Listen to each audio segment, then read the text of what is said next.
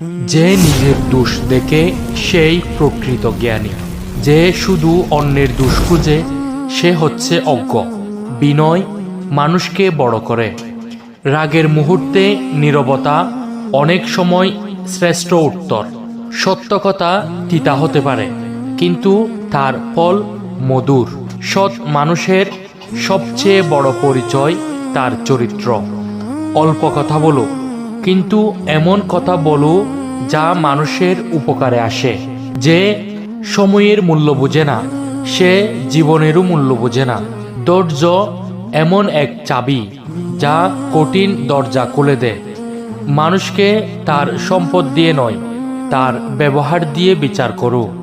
ক্ষমা দুর্বলতার নয়, মহত্বের পরিচয়।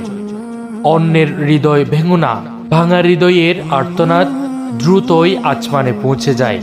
যে জ্ঞান মানুষকে বিনয়ী করে না সে জ্ঞান অপূর্ণ। ভিডিওটি ভালো লাগলে কমেন্ট করে আপনার মূল্যবান মতামত জানান।